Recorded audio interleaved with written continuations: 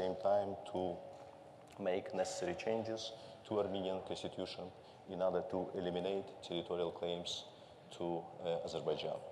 So we believe that with these necessary steps, there will be no additional obstacles in the way of finalization and signing of the agreement on establishment of peace and interstate relation between two countries.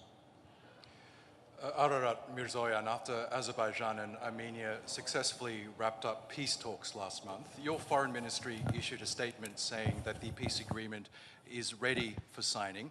You've just heard from your Azerbaijani counterpart some of the concerns that Baku has before signing this deal. Is Yerevan willing to address those concerns? And what issues do you have with the deal, if any? Well, thank you very much for the invitation. I would also join my colleague in expressing appreciation to the organizers of this fantastic diplomatic forum. Coming to your question, you know, it's a matter of an approach. I don't think that digging too deep into the past would be constructive right now and would help all of us to come to a constructive and beneficial for everybody solutions. I would rather prefer to focus on the present and on the future, because if we focus on the obstacles, if we focus on the issues of history, if we start discussing which territory belonged to whom, I don't know, 100 years ago, or who killed more people of the other nationality, I think we would jointly come to another conflict. Meanwhile, the desire of the government of the Republic of Armenia and the people of Armenia, at least from our side, is to build lasting peace in our region, including, and first of all, we are discussing the relations and normalization with Azerbaijan. You are completely right. We succeeded, after long negotiations, we succeeded to agree over the text of draft peace agreement. And we also suggested to immediately start consultations on aiming to define the venue and the time, the data for signing the peace agreement. Is this peace agreement, is the agreed text answering to all possible questions? Of course not. And I believe there is no single agreement in the world that answers to all possible questions and covers all possible issues. This is a basis, this is a start of relations. And of course, there are many remaining issues, and we can continue our discussion regarding all issues. We can continue exploring new possibilities of cooperation, because it's just a start. And it's important to note that in this agreed text of the agreement, we have a provision which says that we are establishing a bilateral commission to discuss all the other issues, including the, I don't know, issues that may rise regarding the interpretation of this or that provision of the agreement, discussion of many other possible issues. And again, it's a matter of a decision, it's a matter of an approach. What are we as ministers of foreign affairs during this panel discussion suggest to our societies? What are we as countries suggest to the region, to the world?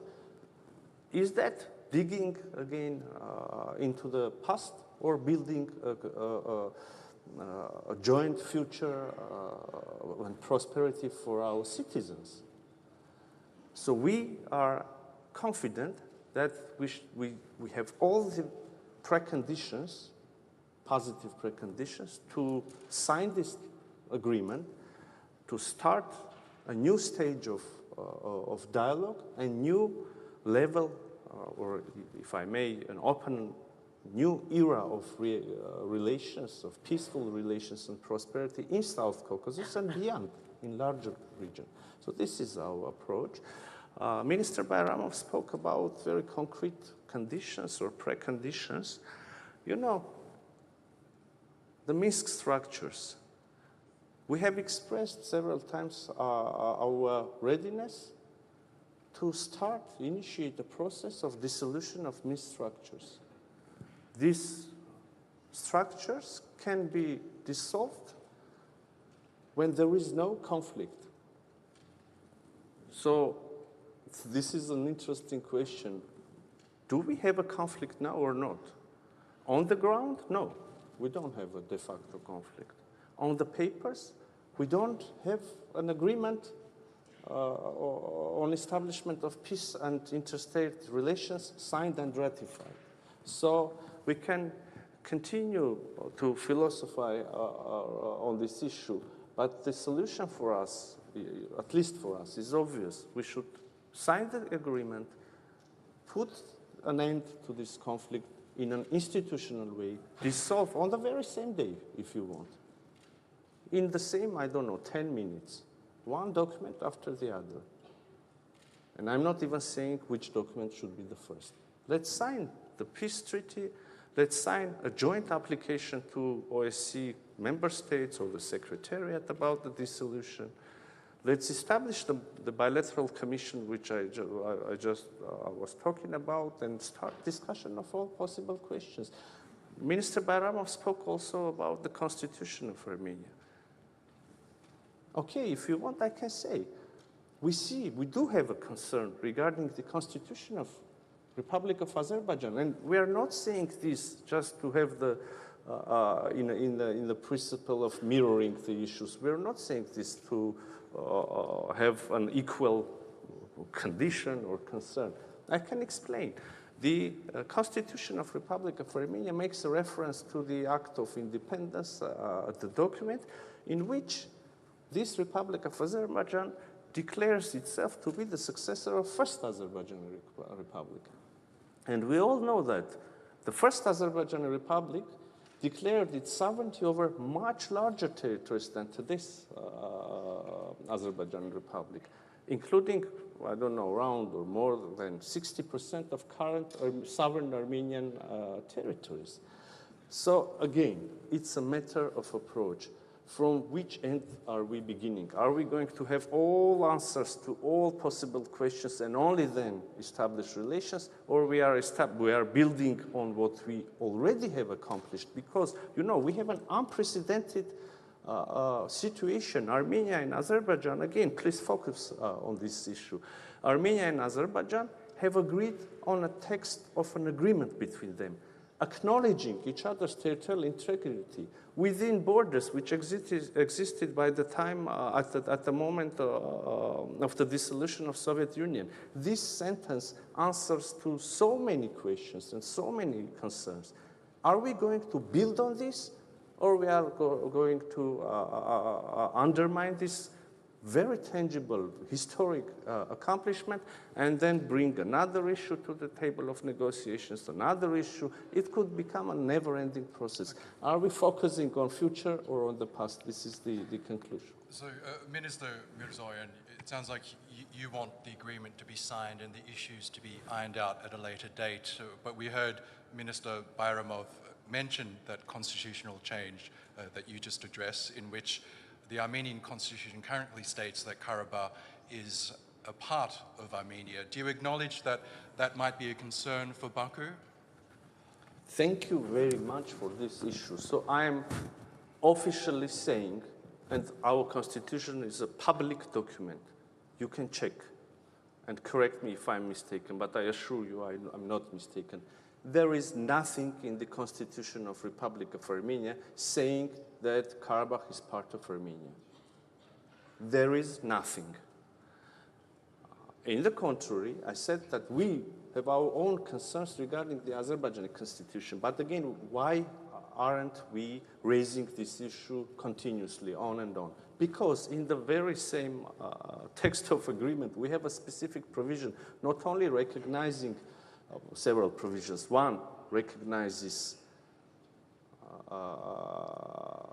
our respective territorial integrities in a way which is fully acceptable for you and for us as well, because we agreed on that. And also we have a provision saying that none of the parties can refer to their internal legislations in order to justify failure of implementation of this agreement. I mean, it's really covered, and the shortest way to answer to all questions, cover all possible obstacles, concerns, is signing and ratification of this agreement. Okay, Minister Bayramov, you've just heard the response there from your Armenian counterpart. Do you accept that? Might you consider signing the agreement and sorting out the issues that either side may have at a later date? Actually, there are two fundamental problems with what Minister Mirzayan mentioned. First of all, Minister Mirzayan said that in Armenian constitution there is no reference to the territory of Azerbaijan. And I want to clarify, because I don't want to play with words, but there is an act of independence of the Republic of Armenia, which says about reunification of part of the territory of Azerbaijan, de jure and de facto, with the Republic of Armenia. And the Armenian constitution makes a reference to the act of independence. And based on these, let's say, pieces of legislation, I mean the fundamental norms of the Armenian legislation, which is the constitution, many dozens of different lower tier normative legal acts, decision has been adopted over the last 30 years, confirming the same narrative. Talking about the specifics of the peace agreement. In reality, yes, peace agreement addresses many issues, but again, this is also a well-known fact that no matter what you include in the peace agreement, your peace agreement, being the part of your international obligation, will prevail over your domestic legislation, but not constitution or any other act adopted by referendum. Which means that if we just, trying to simplify the situation, will only, focus on a peace agreement without resolving the situation with constitution, it means that from day one, peace agreement will be nil and void, because it will be contradictory to the main law of the country, which is not the case. Another thing, what Azerbaijan is saying, this is from legal standpoint. From, let's say, strategical point of view, from political point of view, this is also important, taking into consideration that it was always, let's say, the narrative, it was the fundament of Armenian legislation. This is also important just to understand the approach and position of Armenian people, Armenian public in respect of this. How they consider this, whether this, the population is ready to eliminate territorial claims to its neighbors or not. Then another important element from what Azerbaijan is saying, and by the way, so this is not some new, let's say, precondition from Azerbaijani side. We are raising this issue for the period of more than 2 years. In May 2023, during one of our meetings in United States, we submitted official document to this extent to our Armenian counterparts, but verbally we discussed this even before, just, for you. We did, two stuff in parallel, peace agreement talks and raising this issue. Another important element, so what we are saying, this is not something extraordinary in the modern history of other countries. Even if we look to the European continent, there are a number of cases when, because of these or similar problem, having some problems with the neighboring countries, the countries actually went to the referendum and made the changes in their constitution. So there is nothing extraordinary or, let's say, maximalistic from Azerbaijani, position. And then back to the last argument from Minister Mirzayan's statement about, let's say, similar concerns of the Armenian side about Azerbaijani constitutions. First of all, it does not represent the reality. Azerbaijani constitution does not contain any geographical name or territory of the modern Republic of Armenia. And I think our Armenian counterparts, they are very well aware, because otherwise they would definitely raise this issue, because the legal system of Armenia, legal system of Azerbaijan, legal system of Turkey and all these countries, this is more or less the same. You cannot enter into international agreements if they are contradictory to the constitution of the country. So I don't believe that our Armenian counterparts they are sincerely believe that Azerbaijani constitution contains territorial claim to Armenia, and at the same time, they never raised this before, and they just ignore this fact. Because this is really strange. Because if you believe that the constitution of the other country has a territorial claim to your country, then you only pretend that you are signing, let's say, a peace agreement which will handle this situation, because it will be open. Because no international agreement can change or remain the obstacle which is part of your constitution. So, Minister Mirzoyan, before I get George's perspective on this, is your government willing to consider possible changes to the constitution, even though it might be domestically unpopular? Once again, thank you for your for this opportunity to reply to my colleague's remark, because I thought you would immediately ask a question to our distinguished Georgian colleague, and I'm very sorry, Maka, but I must reply. So, if we go into legal, or if you want legalistic details, then I will now give a very short explanation. You know, legally, indeed, there is a reference in our preambular part of our constitution, but there is a reference to our Act of Declaration of Independence. No, but legally, only those provisions of our Declaration of Independence have legal significance and are imperative, only those that are literally quoted in the text in the body of Constitution.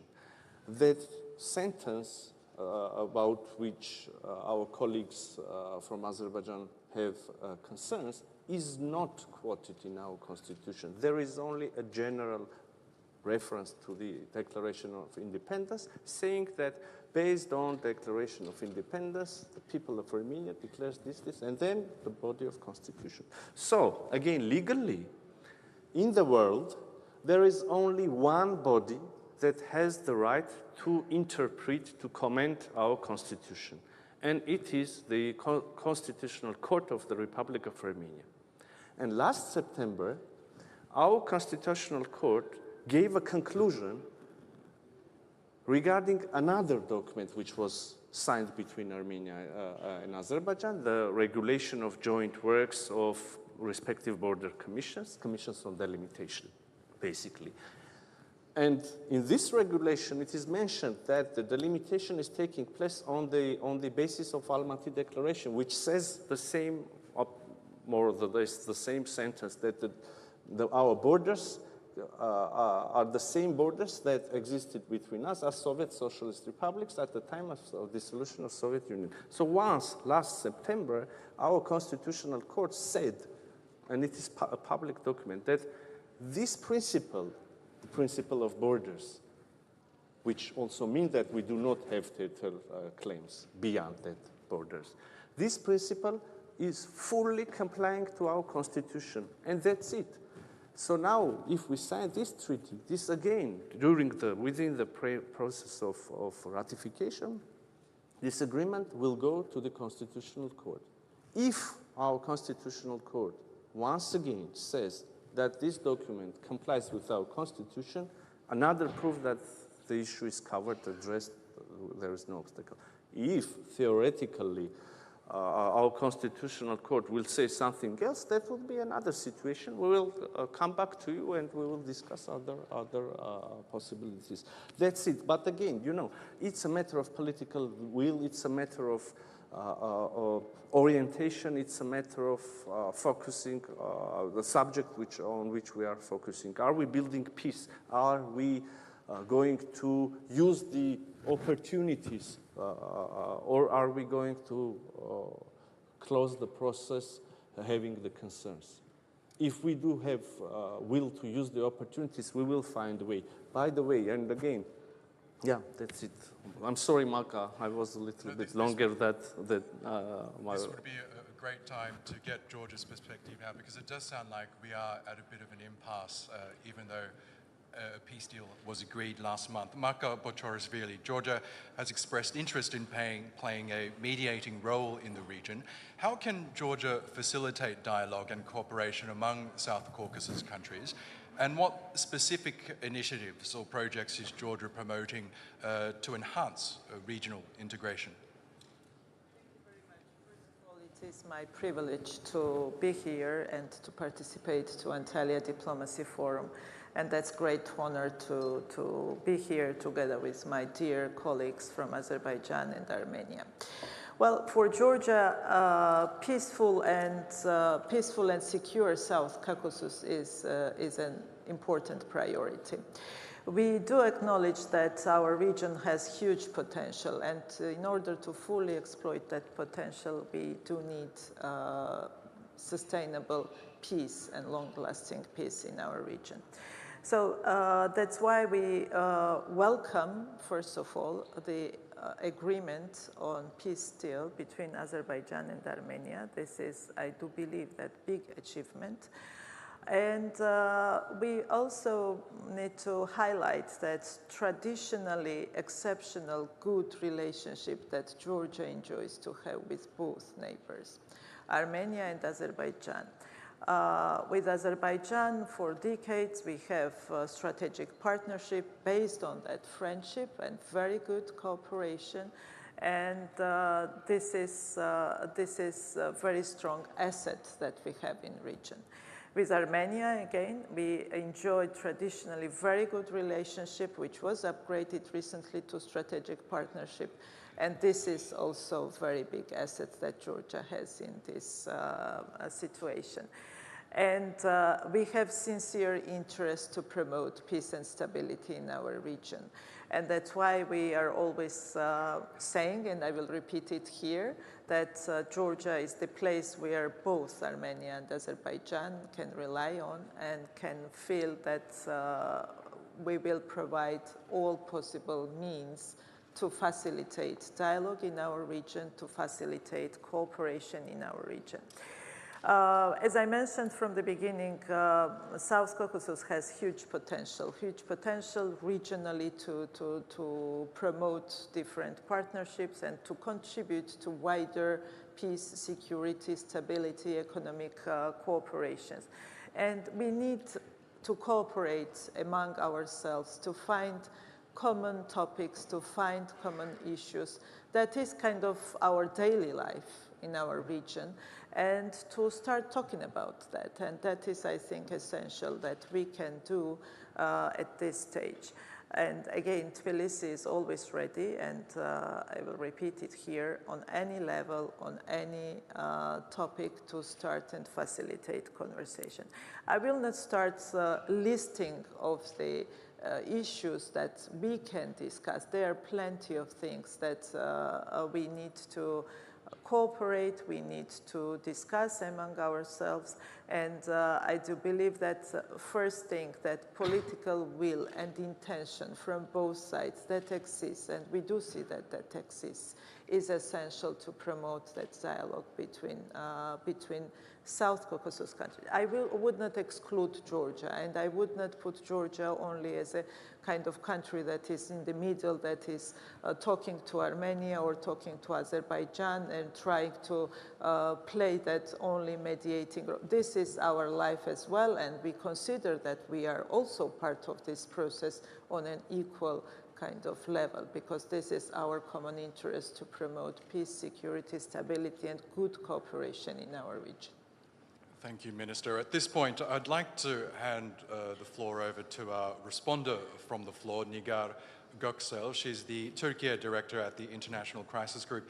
Nigar, a lot to digest there. Please give us your thoughts. There we go. Yes.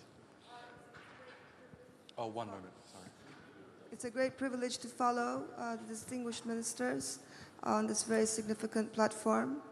I see my role today as weaving together some of the threads that they've laid out, my takeaways, and adding some reflections from the peace and security debates about this issue that are taking place elsewhere. So let me begin by celebrating and congratulating the ministers of Azerbaijan and Armenia for agreeing on the peace deal text. I know that that took an enormous amount of intellectual effort as well as political leadership. And I think it's particularly noteworthy that it happened without external brokering, so that it was a bilateral process. And I think this also points to the regional ownership factor that the Turkish diplomacy has been underlining. I'd also like to take note of Azerbaijan's long-time investment into proactively pursuing the connectivity projects in the region, starting from Baku-Ceyhan and now evolving into the Middle Corridor. Frankly, I think Baku gets little acknowledgement from the actors that are benefiting from its focus on this for a long time. I think the prevailing rationale today is that folding Armenia into this web of infrastructure and opportunity can create some immunity, not only for Armenia, but for all of us, in terms of guarding against the potential spoilers of regional stability. And those spoilers can come from inside, and they can come from outside, actors that would want to exploit the vulnerability. And I think I hear a very common interest, both on the panel and elsewhere, that regional integration is in everybody's interest. I think it's a matter of sequencing, as we've heard today, what comes first and what comes next, and that is also a matter of trust. But before I go a little bit deeper into that, I'd like to say a few words about the geostrategic context, because that hasn't been mentioned much, and I think it is actually one of the dimensions that adds a time sensitivity to this process being concluded. We don't know how the US-Russia alignment is going to evolve.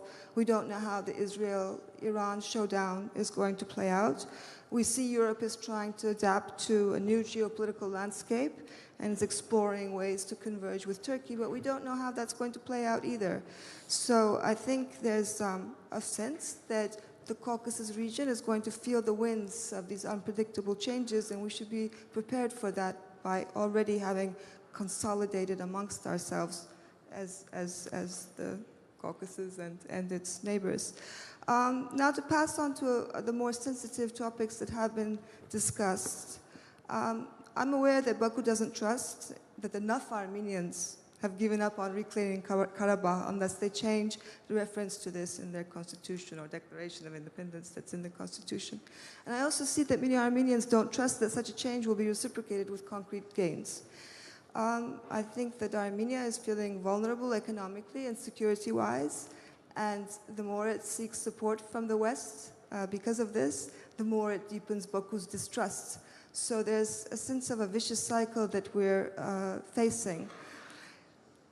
Given how far the peace process has come, and if this is the last unresolved issue, I think a lot of observers are worrying that a stalling over this is going to risk the window of opportunity closing because of the geopolitical shifts and some domestic dissatisfaction that we see building in Armenia as well. So all we really need to ask is whether we might look back and say, had we moved ahead then, we might have had lasting peace versus unraveling. So I guess my question to Azerbaijan is that if this constitutional change can only realistically happen in 2027, which is some of the debates are saying so, then are there interim steps or creative workarounds that can be taken to keep the momentum alive, particularly regarding connectivity, because the connectivity talks have stalled ever since Russia got engaged more in Ukraine, whereas the continuation of progress of that track of talks could actually continue in parallel about the railways and the highways and whatnot. I also would like to sort of note here that, of course, aspirations are not eliminated by clauses in legal declarations. They might actually fade more likely through normalization and integration, though there's no guarantee for that either. And I guess my question to Yerevan, to the Minister of Armenia, is that given how fragile the trust is, Are there ways that the Armenian leadership could reassure its counterparts in Baku that Armenia's current path is irreversible, even if political winds at home change or political winds in the region change? I think there's a sense of fragility that I pick up as such in Baku that is grounded, I guess, in past experiences. I think the irony today, and I'm going to close with this, is that if Armenia doesn't feel secure or doesn't have an economic lifeline because of its borders being closed, then it becomes more vulnerable to external manipulation, which is exactly the outcome that Azerbaijan seeks to avoid. And of course, it's a risk to Turkey's potential role for stabilizing and developing the Caucasus region as well. And I also like to note that it's naive to believe that trade and connectivity can neutralize revanchism, but neither can isolation reduce it. So I think we're left with no wonderful answers, perhaps, but some food for thought, perhaps, that can be taken up in the rounds to go. Minister Mirzoyan, would you like to respond? Well, that was an interesting contribution. Thank you. Of course, I can agree with some of the approaches and considerations and disagree with the others. But in one specific part, you were very precise. The Armenian society feels vulnerable indeed in terms of security first, but also in terms of economic cooperation or closed borders. An ordinary citizen of Republic of Armenia can hear several assurances from the government of Republic of Armenia in the same day, assurances regarding the peace agenda, assurances and proposals to build peace with the neighbors, to open the borders, to turn the page of enmity in the region, to open a new era. And we all remember that there are still very sensitive issues. The wounds are very fresh, and it's difficult to speak about possible cooperation. But an ordinary citizen of Republic of Armenia can hear or watch in his, her newsfeed, in his, her daily life, many assurances about this. At the same time, an ordinary citizen of Republic of Armenia, in the very same day, can hear several threats, including threats to, again, to use the force, including threats not to acknowledge the territorial integrity, including threats which contain some claims on internationally recognized territorial integrity of Republic of Armenia from the Azerbaijani side. I don't know, on the level of member of a parliament, on the level of the media outlet strongly affiliated with the government, on the level of high officials. So there is this threat in the air. There is a choice for us, for our Azerbaijani friends, for our Georgian friends, for our Turkish friends. There is a choice to wait for another 100 or 200 years to see that the changes are irreversible, or to start a process of putting a brick and then another brick and then another brick, and in this way building a peaceful region here. Establish cooperation, I don't know, energy projects, transit projects. You touched upon the topic of the connectivity. I can also elaborate a little bit more on that. Internet cables, I don't know, tourism. There are so many ways of cooperation. And I believe Georgia can lead the region here. We can connect the two societies. Not only, I mean, the two societies of Armenia and Azerbaijan, but Georgia, but Turkey. We live in the 21st century. Again, it's a matter, and my hope is that I'm expressing this idea precisely. It's a matter of choice.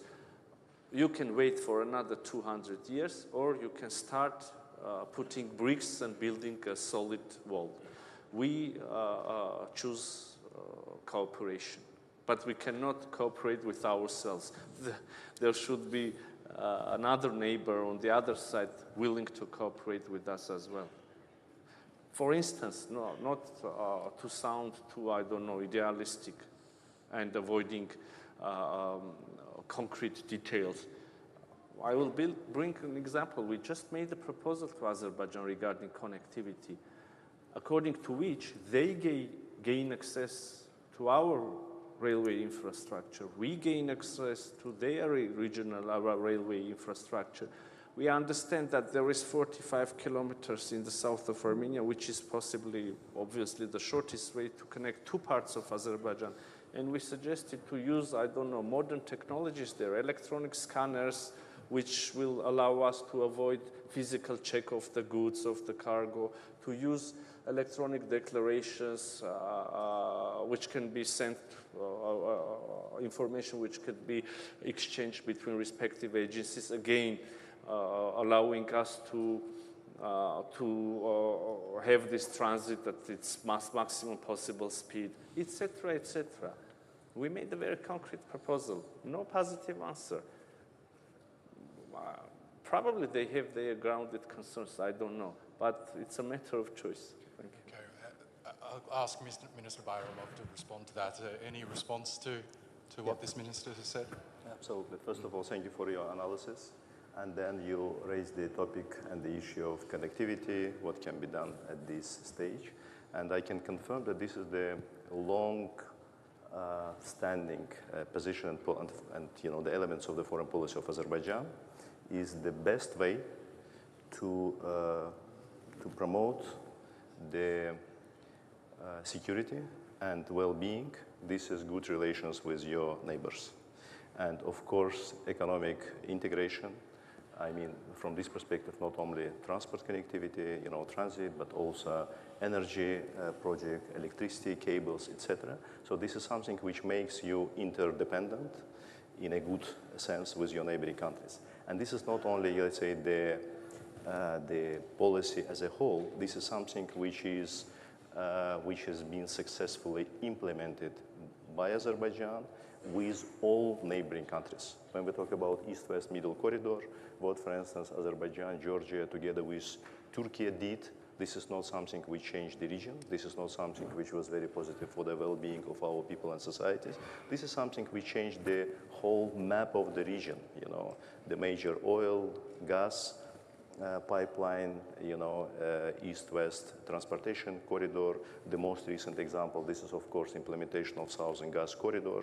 The second stage, with the finalization of which the number of countries which became the recipients of Azerbaijani gas from the Caspian Sea increased from 2 at the end of 2020 to 12 today, when on top of Georgia and Turkey, this is also 10 additional European countries.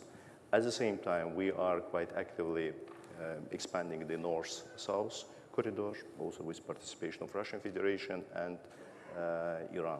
For all those years, due to the policy of Armenia was out from all these projects, because I think one cannot imagine that when you have this type of conflict and occupation of your territory, you will be in a, let's say, economic engagement with the country. And of course, from the recent developments, and that's why at the beginning I said that the new opportunities finally raise with the end of the armed conflict between Armenia and Azerbaijan. But we sincerely believe that the process should be finalized in a proper way. So this is something which has the real ground, which has the legal value, and which is irreversible. My colleague mentioned, and when you hear Minister Mirzayan, this is really very nice statements. And we hear many, let's say, nice statements. Minister Mirzayan made a reference to the recent decision of the Constitutional Court of the Republic of Armenia. And Minister Mirzayan, in his statements several times, said a reference to several hundred years ago. I will not be making reference to the several hundred years. I will make, several references to something which happened only after November 2020, which is the end of the Second Karabakh War. Mr. Mirzayan did not mention that when we talk about the importance and seriousness of this territorial claim in Armenian constitution, this is not something hypothetical. Based on this narrative, after November 2020, between Republic of Armenia and the Republic of Azerbaijan, there are many international disputes in International Court of Justice, in international arbitration bodies, etc.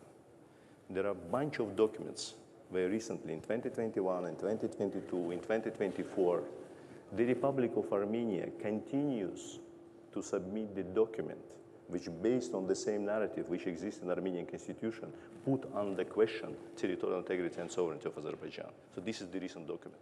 Of course, the statements, they are all good and nice, but there are more important stuff. And when Minister Mirzayan mentions about, some of the threats from the member of, parliaments of some NGOs, of course, in ideal world, of course, it's better, to have only the nice statements, but I believe that the more important, position representing the state should be taken into account and should be eliminated if we seriously talk about the finalization of this process, coming to the logical end, and after this, it will really open many additional opportunities for the whole region in a, let's say, holistic way. About the transportation, and Mr. Minister mentioned about some recent proposal from the Republic of Armenia with regard to the opening of the transportation tools. I just wanted to mention a couple of facts. The first, the opening of communication between Republic of, between us. It was proposal of Azerbaijan to be included in the trilateral declaration of November 2020. There is general statement about opening of communication between two countries, and there's a very specific reference about the unimpeded access from the western borders of Azerbaijan with its Nakhchivan Autonomous Republic. So because in Azerbaijan we have a unique situation, and the unique situation is that we have two parts of the country which are, separated from each other. And there are all around 40 kilometers of the, let's say, territory of Armenia.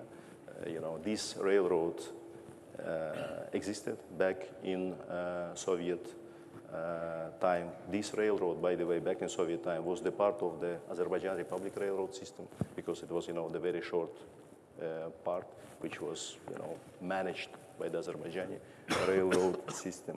During the negotiations in January 2021, until, the active phase was until 2023, then there was, some gap in the negotiations. We did many, let's say, proposals in order to resolve this situation.